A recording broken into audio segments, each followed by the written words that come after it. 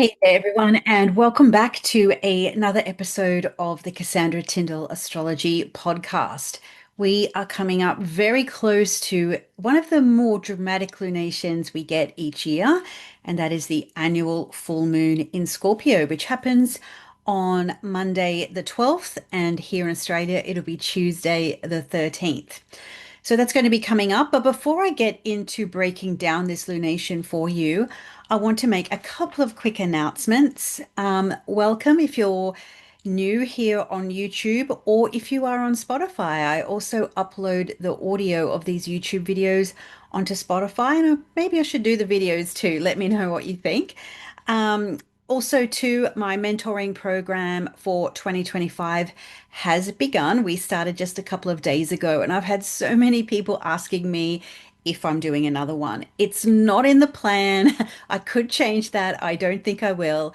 But if you want to not take the risk to miss out this year, do jump in. It's not too late to start. We've only done the first class thus far.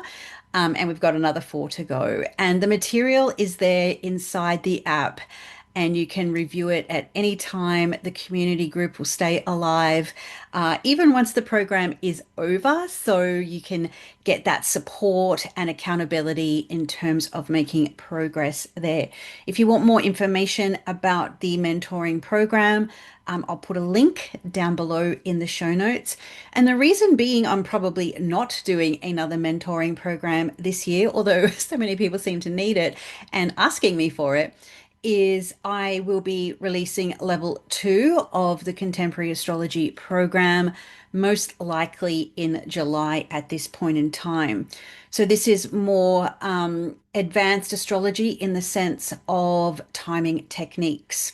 So if you are thinking about getting started in astrology and you feel that you already have a good grasp of planet signs, houses, aspects, and all of that sort of stuff, then you might be able to jump into level two.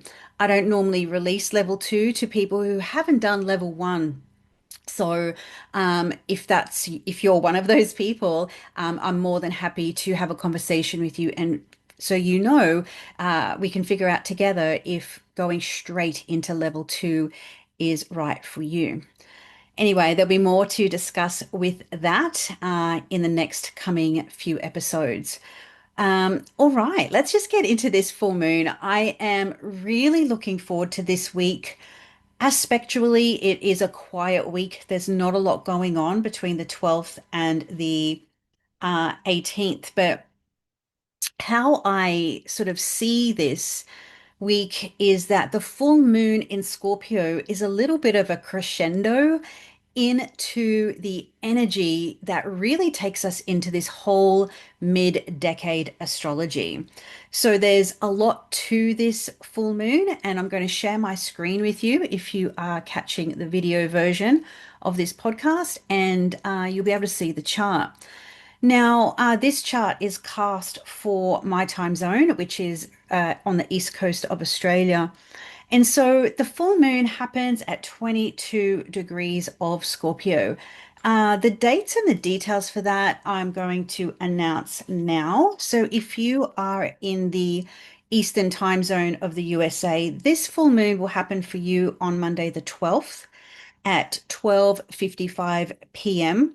If you're in London or that Europe time zone, give or take for your location there, but London is 4:55 p.m. on Monday afternoon. And if you're on the east coast of Oz, like me, this one will happen on Tuesday morning while we're all still asleep, 2:55 a.m. So we'll get a nice bright a bright full moon on Monday night here in Australia. So that's the dates and the details. So over the next few days, we're really going to start to feel this lunation build up.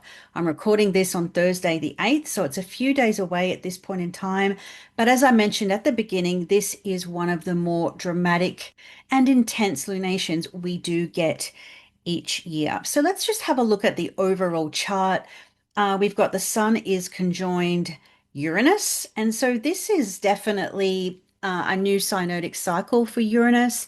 It's also one of the last hurrahs we're going to have as far as sun conjunctions of Uranus in Taurus. So there is a real sense of maybe now or never, or I've got to make a change, I've got to do something different.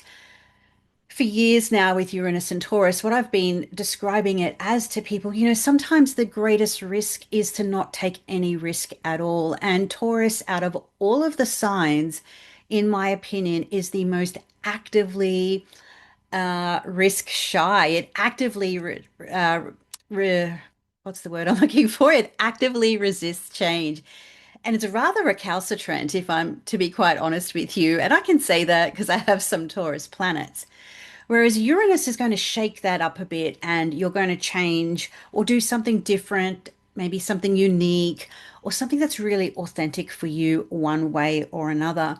So the full moon in Scorpio is really barreling down and reflecting light back onto this Sun Uranus conjunction as a part of the full moon that happens Monday, Tuesday, and the Sun Uranus conjunction takes place over the weekend. So this is sort of an all week energy that we're moving through. In addition, we've also got a Mercury has just moved into Taurus. I don't know about you, but I often find that Mercury in Taurus tends to be an expensive time. Mercury, the sign of trade and commerce, in Venus's sign, definitely, it does seem to be a time of year I find myself having to spend money. And fortunately, this year, Mercury whips through Taurus. So that might be good for some of us.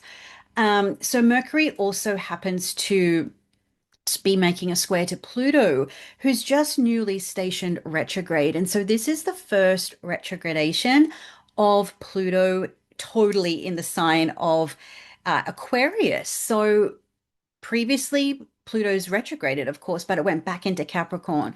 So this is really us thinking back to November of 2024, since Pluto's been permanently in Aquarius and really starting to think about how the Aquarius part of our lives has been changed, transformed, and what that looks like. We really get a chance to really reflect on that, think about that, and maybe sort of make a plan or a strategy, or even have some conversations around that. Mercury Pluto does tend to have that probing or interrogative influence to it, or possibly even just sort of investigating, probing, asking questions. It's a square, so that might also bring a little bit of a extra resistance or a challenge, particularly to new information that might come to hand, or even making a decision. Maybe that decision to change is not easy to make, even though you know you need to make it, particularly as the sun comes up to Uranus in combination with the full moon. What's also interesting is that Mercury is making this square to Pluto just as Pluto is newly retrograde. And it's a full moon, and Mercury is occupying the exaltation degree of the moon, 3 Taurus. So there is something to that where there might be some news that comes that may thrust you into change, transformation, um, and that's also necessary. So there is that dynamic to it as well. Pluto moon, full moon in Scorpio will often relate to the idea of change, transformation anyway. Then we add Mercury at the exaltation degree of the moon, squaring Pluto. This is a really big signature to my mind that change is gonna happen. Like it, not, what have you. And I think this is maybe going to make some people aware of the fact that even people who aren't into astrology or have really no idea about this stuff or necessarily even particularly energetically in tune, a lot of people are noticing that time feels different, that changes in the air, how fast time is moving by. They just don't have the language or the scaffolding like astrology to help us explain maybe, what's going on here. So there's that component there with the full moon as well. And then later in the week, Mercury will apply to square Mars. So that will happen over the weekend and probably very early. I know it still happens this week on the Sunday here in Australia as well. Now, as you could probably see, we have a massive setup happening here in fixed signs. So all of the fixed signs are active under this full moon. Fixed signs represent stillness. They represent resistance, stability, um, endurance, and perseverance.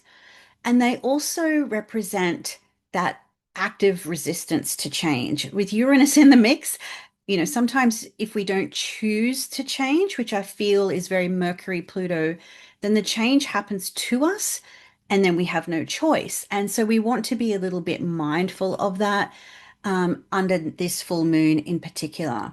So it might be about intuiting and feeling and sensing what is changing and what we might need to do about it.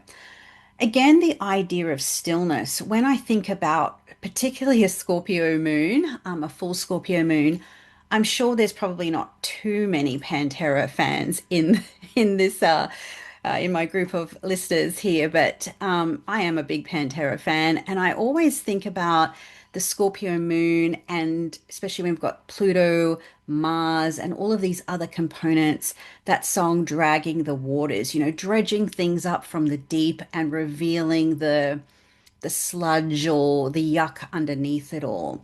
So there might be a little bit of that component happening underneath this full moon for us, where there might be something a little bit toxic or a little bit uncomfortable that will not feel great to reveal or shine light on or illuminate in any way. But often when we do that, it's the only way we actually get that change. We get that transformation. We can grow into the next installment, the next layer, and shed off those old things. So this full moon is a big invitation to look at where in our own lives we might need to drag the waters or dredge things up, or look at things and think about things from a different perspective or a different point of view, go a little bit deeper. Mercury in Taurus does tend to keep things perhaps a little bit more on a surface level, but that square to Pluto, you're not going to be satisfied at the surface level anymore. So there is this idea here that I've thought about with this full moon of holding your breath. And I don't necessarily mean holding the breath as such, but when you take in a really deep breath and then your body has that pause before you exhale.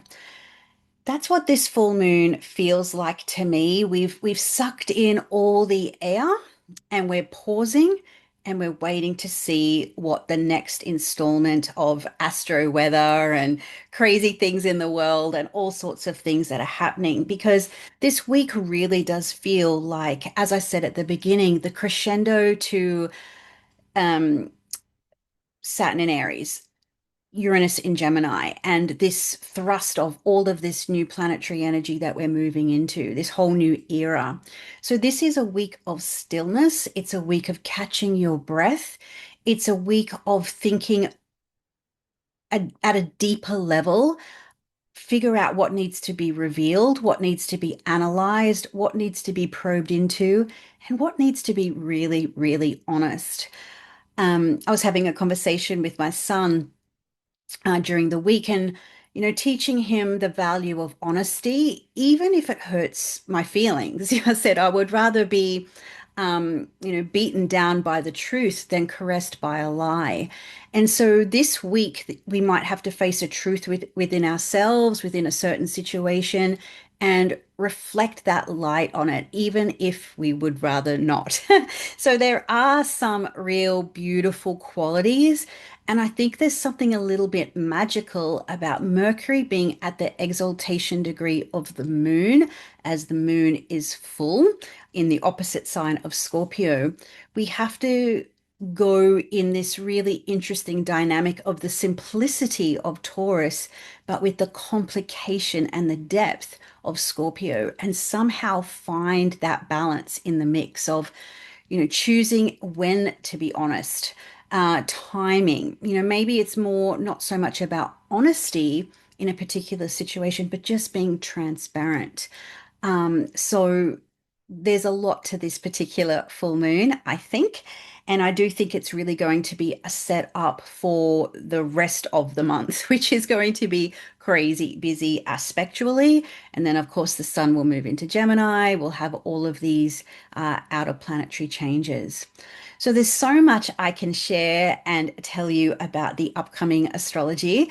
But if you would like to hear more information about that and some insights in, how to navigate it, how it might show up, how to describe that to clients, to friends, to family, that's what I talk about inside the Golden Circle each and every month.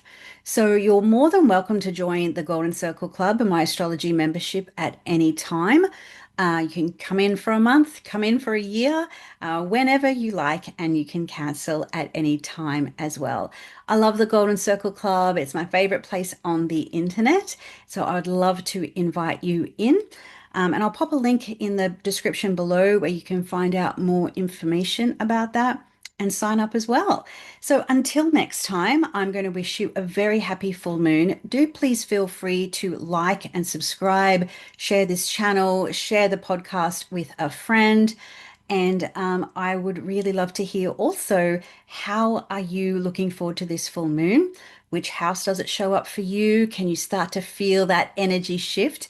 Maybe you're waiting for some news. Maybe you're waiting to get a green light on a certain plan or project, and then you can go into full busy mode in the second part of the month. Anyway, happy full moon, and I'll look forward to seeing you all in the next podcast. Bye for now.